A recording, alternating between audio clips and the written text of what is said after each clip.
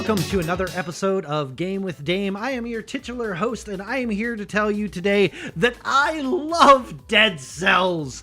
This game is so amazing. I'm not even going to sugarcoat it. I'm not going to waste your time. I'm going to tell you right ahead on the front of this video that I love this game. And I'm going to tell you why.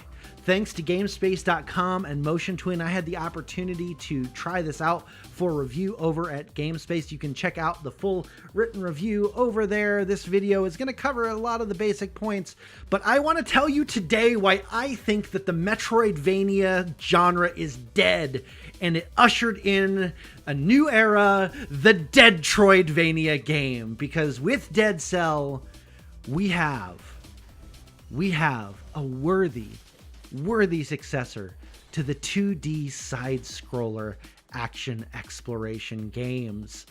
And this game is a mashup that has some roguelike elements that combine with that side-scrolling combat / exploration of the traditional Metroid or Castlevania style games with unlockable bonuses and buffs that help you make your way around the levels. And it is this endearing mashup that gives Dead Cells its edge in an indie scene that seems to be flooded with some really good Metroidvania games this year. You really should check out games like Iconoclasts and like Dead Cell, and Guacamelee 2 just came out this month too. I haven't had a chance to check that out, but I really loved the first one.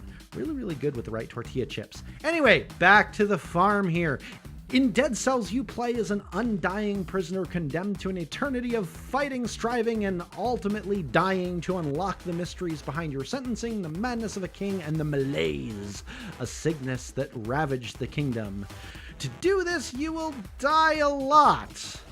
The dungeon corridors will shift around you, and your slithering remains will be redeposited where they began in the dungeon, to recollect a set of weapons and ultimately try again. However, your fight is one that you do not do alone, because along the way you will meet the shadowy collector. The guy's a little bit nefarious if you ask me. You scratch his back, he'll scratch yours. Things like unlocking perks such as advanced healing potions and weapons for the low cost of soul cells, orbs of ethereal power collected from your foe. They're shiny blue and white things. There's also a blacksmith who can enhance your weapons' damage modifiers, and an alchemist with a penchant for mutations. Where the collector seems to have a more arcane purposes, the rest are content with cold hard gold. You may not rely alone on the ambiguous intent of these fellow prisoners. Along the way, you will discover scrolls of power to enhance your abilities and strengthen your mutations, as well as give you vigor for the journey ahead. Each scroll gives you options to upgrade one of 3 categories associated with that color. We have brutality in red, we have tactics in purple, and survival in green. And as you select each of these upgrades, they will increase the damage of your weapons and abilities that bear those same colors, and provide an increase to your health pool, which you are going to need.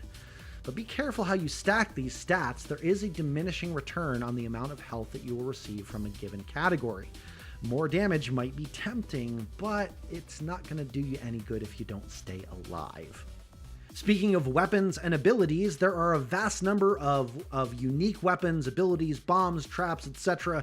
that you can unlock along the way, again at the small price of soul cells. While melee weapons vary from swords to spears to the iconic whip, there are also shields and range weapons as well, and you can have any combination equipped at a time. You have 2 slots for main weapons, and these, again, remember, they're buffed by the stats scrolls that you collect. The same is true about secondary items like traps and bombs, and special abilities like the ability to blink behind a target and take them out from behind. You only have 2 slots, so choose wisely. So, why would I begin this review expressing my affections for Dead Cells? Let me tell you why. Dead Cells takes a huge amount of inspiration from one of my dearly beloved classic games, which is one of my go-tos every couple of years, Castlevania Symphony of the Night, but it isn't content to be merely a clone. The roguelike elements and randomized map give it a fresh spin. While I'm not a huge fan of roguelikes, they tend to get a little bit frustrating sometimes, if I'm going to be honest. It does add a dimension to each run, which forces me to be aware of my surroundings and not get too cocky with the equipment that I have, because at any point in time, death awaits.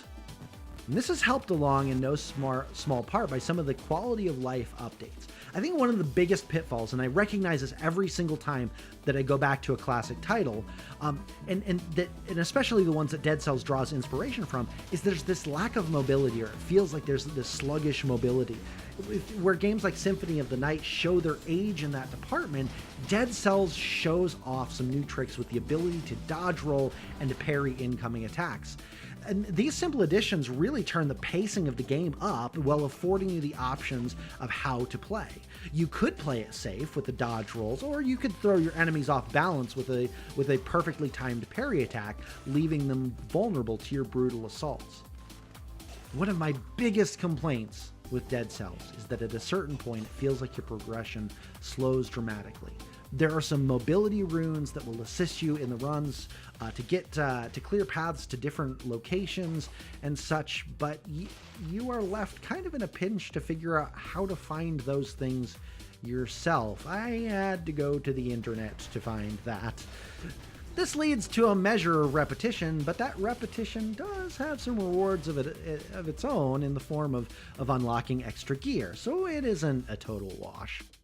On a scale of meh to meh, Dead Cells gets a hearty meh. This game is amazing! Dead Cells is the perfect marriage of modern indie action and the classics that created the Metroidvania genre. This evolution of the genre creates space for neoclassics to find their own home within a similar neighborhood. Speaking of houses, we did not even touch on the performance of Dead Cells in the Nintendo Switch, which I reviewed this for. I did play it both on the Switch and on PC, because why not have it on both platforms? It's that good. And I would have to say that the Switch is my preferred platform to play that on, and I don't just say that because I got my review code while I was sitting in an airport all day. Maybe it's all those years of playing Metroid Fusion on a handheld unit, or kicking back with Castlevania games.